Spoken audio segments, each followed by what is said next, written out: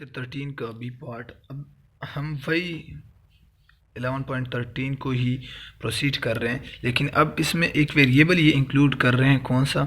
Experience multiply with experience mean experience का square. अब वो स्क्वायर क्या कि आपकी एक्सपीरियंस जितनी बढ़ती है तो इससे क्या होगा, आपकी इनकम इंक्रीज़ होगी, डिक्रीज़ होगी, वेजेस इंक्रीज़ होंगे, डिक्रीज़ होंगे। अकॉर्डिंग टू दिस स्टडी वो क्या हो रहे हैं, डिक्रीज़ हो रहे हैं और सिग्निफिकेंट है। तो इसके मुताबिक हमारे पास डिक्रीज़ हो रही हैं। अब जो कि मेन वो है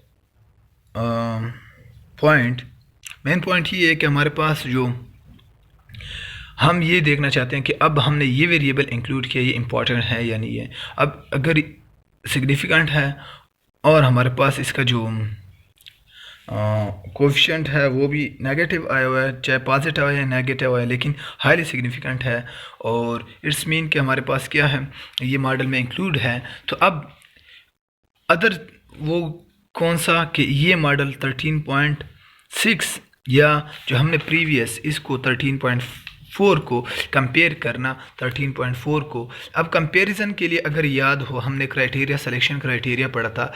अब हकायकी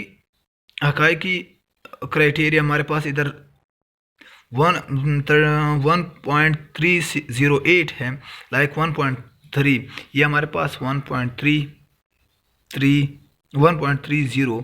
और ये मॉडल 13.4 का। और इसी तरह अब देखते हैं कि 13.6 का हकायकी का क्या है, AIC इसका ये है, AIC उसका देखते हैं। और AIC बाकी स्क्वाश 1.33 है, 1.336 ये SIC इसका। अब इसका SIC क्या है, इन क्राइटेरिया के बेस पे R स्क्वायर क्या है, इसका R स्क्वायर हमारे पास 0.37 है। और इसी तरह F स्टेट भी हाईली सिग्निफिकेंट है। अब दूसरे मॉडल को कंपेयर करते हैं कि कौन सा मॉडल अच्छा है।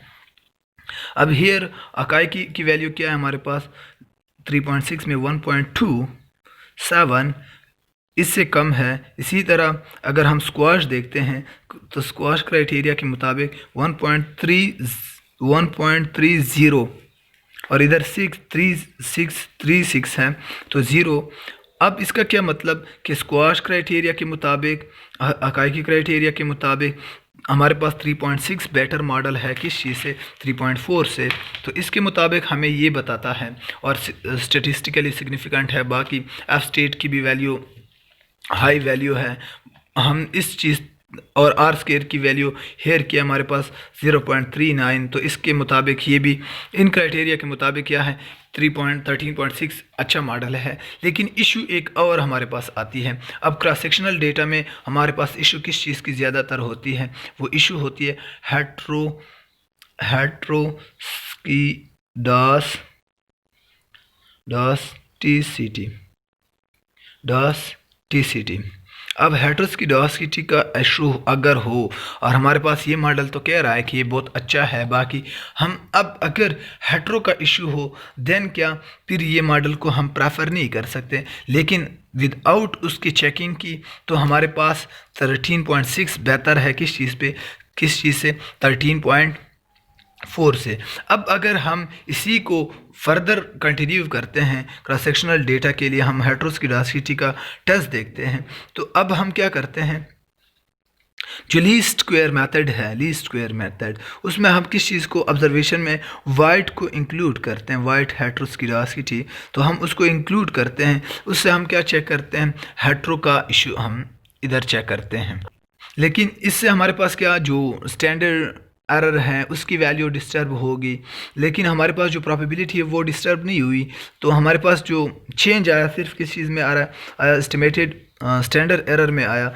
लेकिन अब चेक करने के लिए कि हमारे पास जो ये एरर टर्म है वो नॉर्मल डिस्ट्रीब्यूटेड है या नॉर्मल नहीं है, तो उसके लिए हम हिस्टोग्राम यूज़ करते हैं या जज बेरा वैल्यू कैलकुलेट करते हैं। और वो इन्होंने कैलकुलेट करके दिए हैं। हमारी जो मेन इंक्लूडिंग या एक्सक्लूडिंग किस चीज़ का, वो हम रिग्रेसर का हम डिपेंड किस चीज़ पे करते हैं, जॉर्ज बेरा एंड नॉर्मल डिस्ट्रीब्यूशन पे।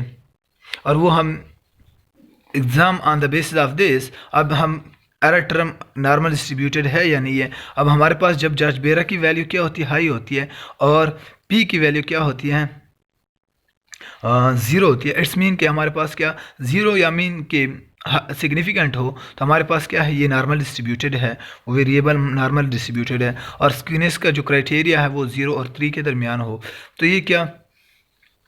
और इसी तरह हम hypothesis, different hypothesis error term के लिए कि वो नॉर्मल डिस्ट्रीब्यूटेड है नहीं है।